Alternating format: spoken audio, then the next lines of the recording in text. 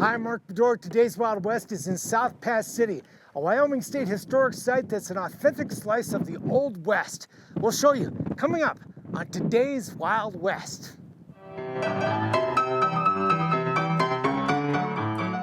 The old-time saloon piano plays again in South Pass City, just like it did more than 150 years ago. If someone were to come back in a time machine, they would recognize this town. Now a Wyoming State Historic Site, the Wild West mining town is home to 24 authentic buildings, including 3 saloons, with lots of fascinating artifacts. We don't try to disguise that we use replicas, but if it looks old and it looks authentic, it likely came from this very town. Like the furniture, the bar, that kind of thing, date back to the early years of the town too. There were 14 saloons here, where a few customers probably spent a night or two at the original Sweetwater County Jail.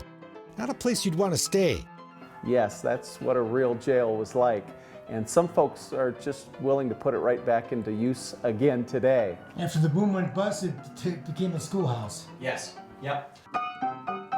The town sprung up after gold was discovered in 1867.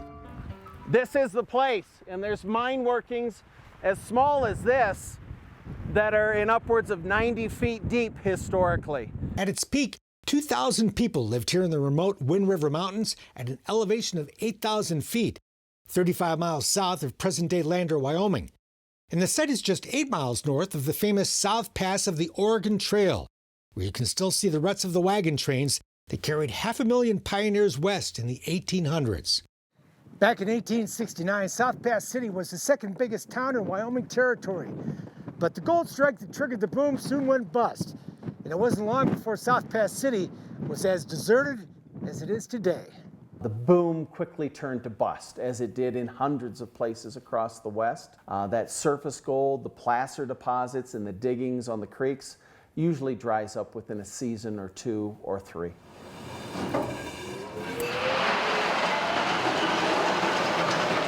But thanks to new mining technology, South Pass City boomed again in the 1890s.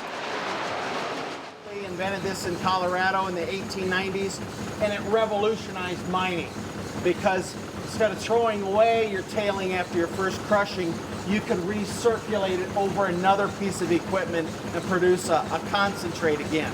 You could tour the hard rock mining operation that in today's dollars produced nearly $300 million worth of gold. And I usually start with a bunch of ominous type warnings about abandoned mine sites. The underground mine went bust again, then boomed again in the 1920s and again in the 1940s, before finally shutting down for good in the early 50s, leaving behind the last generation of equipment, much of it operable. So now everybody in the mine knows level 3 has called, and then they signal what they want. If you want to come up, one more, hoist me up. And those golf ball sized pieces slide down the chute, they drop into a bucket elevator. Wyoming State Parks offers guided tours in the summer. I mean, this is great. People don't know what they're missing if they haven't had a chance to take this tour and see how gold was really mined here.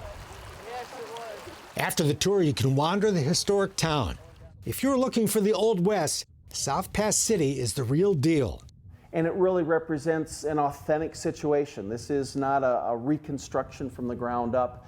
People are looking at 20 historic structures on their original locations. Esther Morris, a justice of the peace known as America's first female public official, lived here. And there are homes in town that look just like they did back in the day, thanks to generous donations from relatives of the families who once lived here. That's a family piece, too. South Pass City is living history. Still use that stove? Oh, yes. You know, they'll be baking cookies in here next weekend. That you can experience for yourself in today's Wild West.